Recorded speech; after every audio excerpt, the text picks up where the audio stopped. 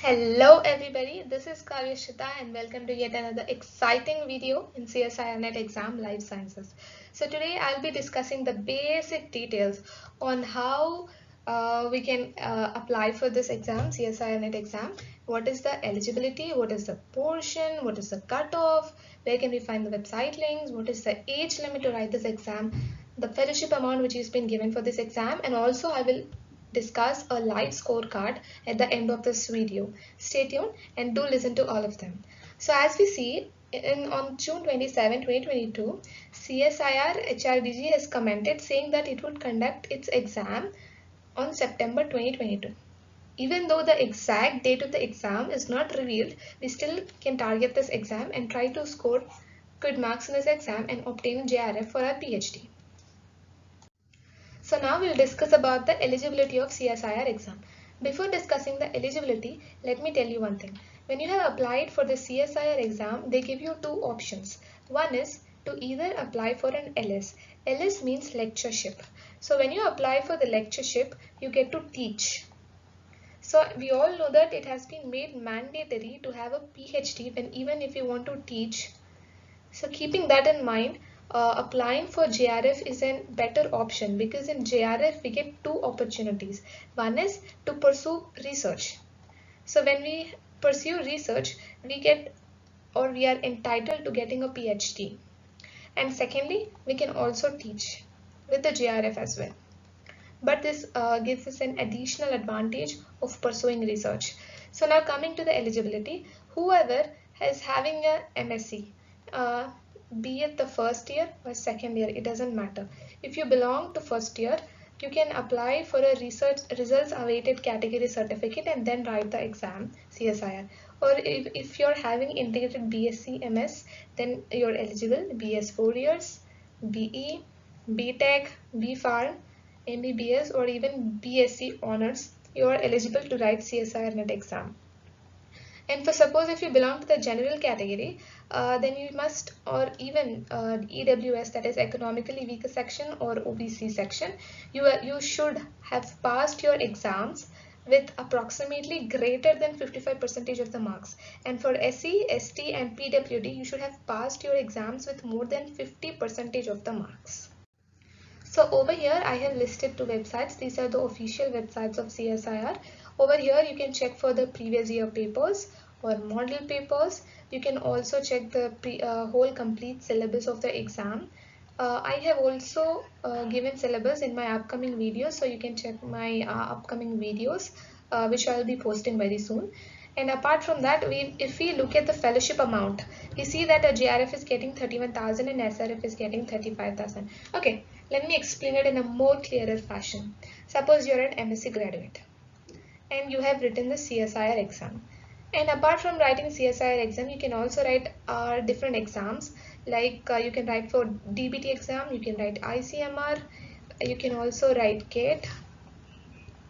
But we have to mind it that CSIR, DBT and ICR will give us a fellowship, whereas a GATE will not give us a fellowship, but it can ensure a seat in some prestigious colleges like IITs, NITs.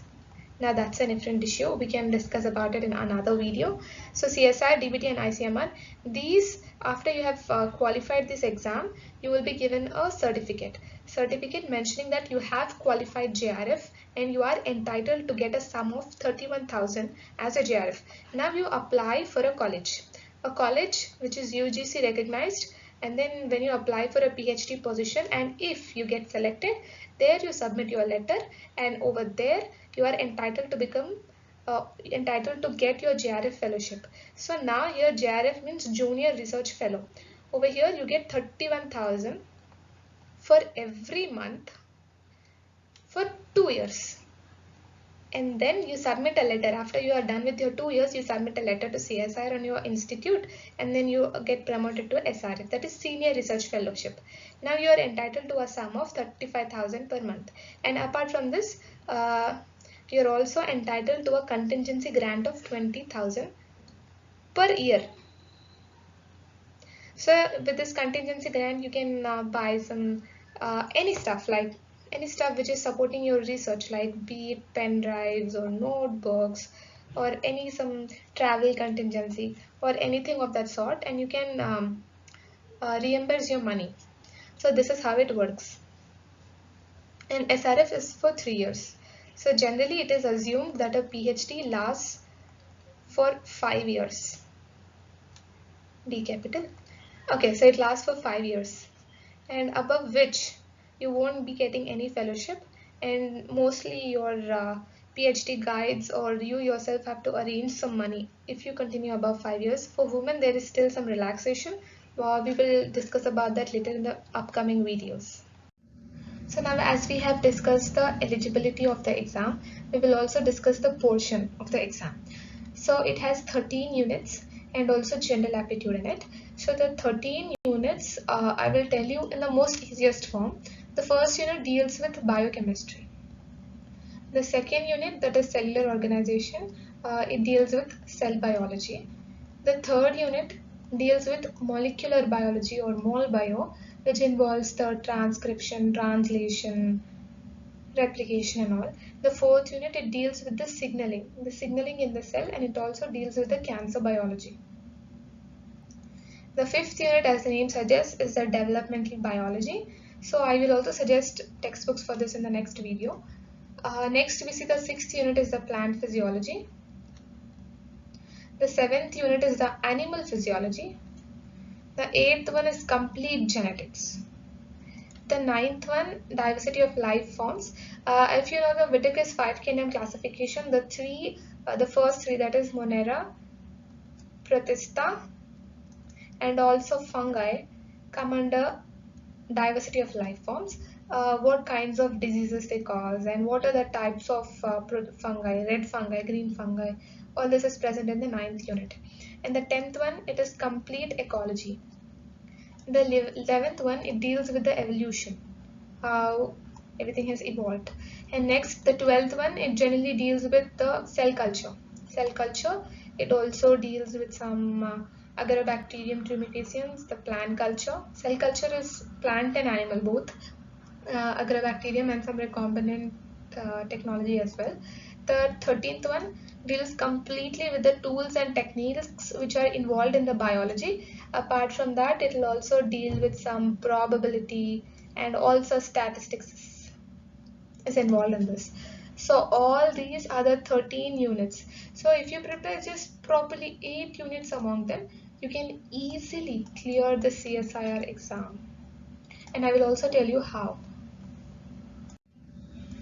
So given here is the CSIR-NET syllabus for the general aptitude also.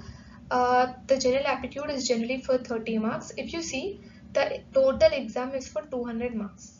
And in that, general aptitude is 30 marks. If you pay some concentration on this also, you will have an extra edge over other students. So now if you look at the marking scheme, so totally we have 3 parts: Part A, Part B and Part C.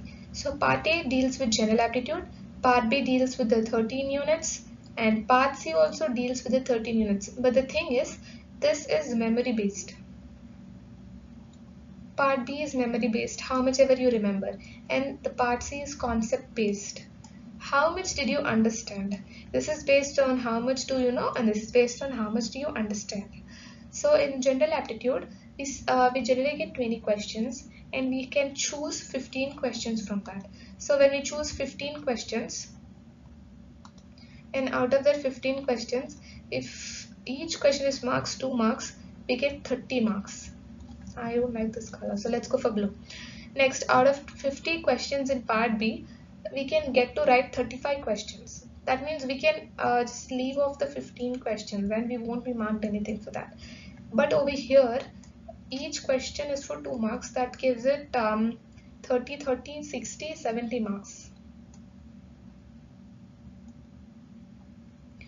So we get 2 marks each for 15 into 2, and here also 2 marks each. And we also have a negative marking, that is minus 0.5 and 0.5. So for every wrong answer we write 5 marks, 0.5 marks deducted.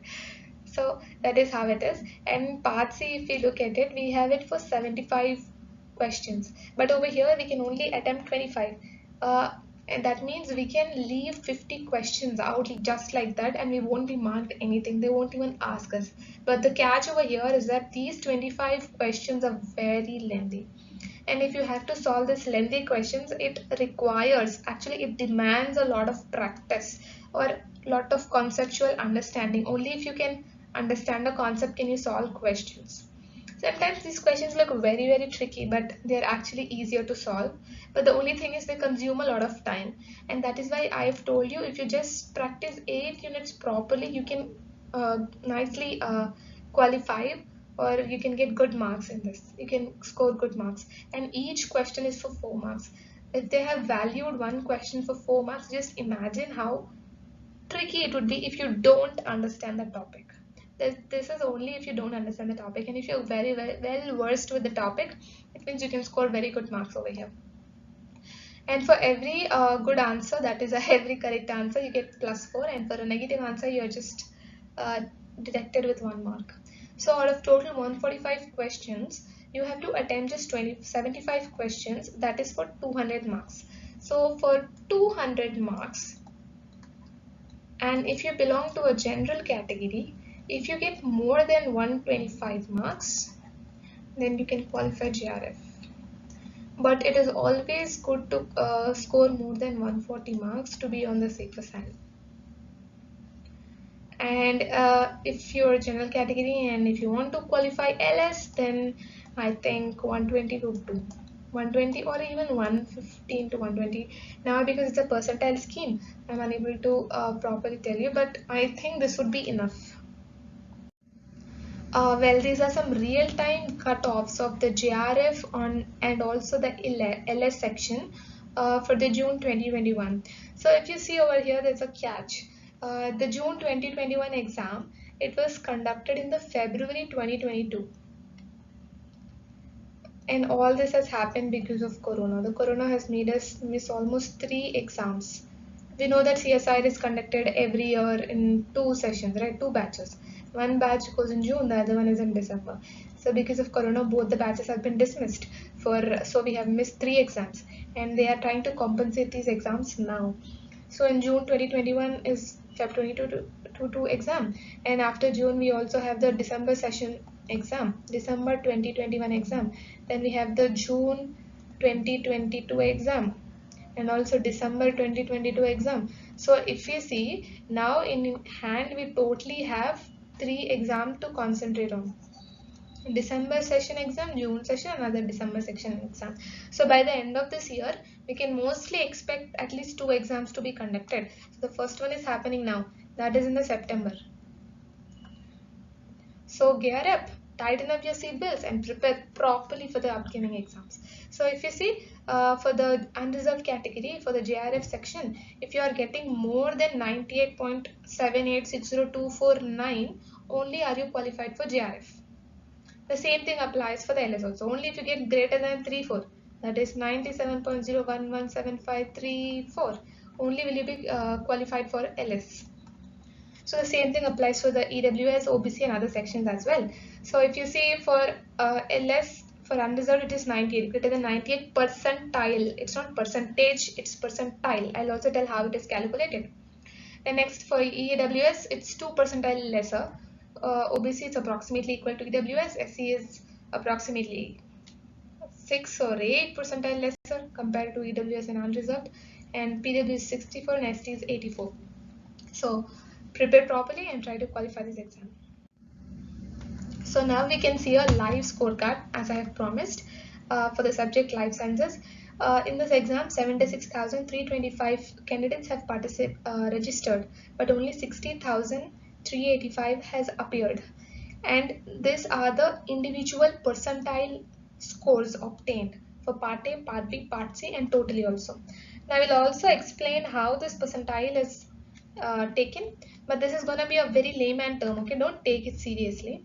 Suppose this student has scored 9 marks. We know that general aptitude is for 30 marks. So out of 30 marks, he has only scored 9 marks. And if we look at this percentile, it means that approximately 86% of the individuals have scored less than 9 marks. And this also implies that approximately 13.6 whatever be the decimal have scored greater percentage have scored greater than 9 marks. So this is what it implies, and it will not imply directly how many marks the student has scored. No, it will not imply. The same applies to part B, part C, and total also. If you look in the total, it means that just 3% have qualified. They have gotten greater score than this person, and the rest 97% people have gotten less marks than this person. So there is a brief explanation of how this percentile is calculated. You can look at it yourself. And I think I have given the maximum of the information I could have shared, and I hope people have liked it.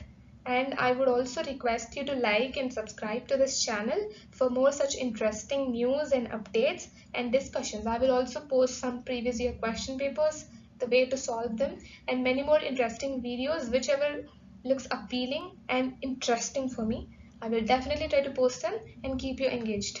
Thank you, and signing off for today. Bye bye.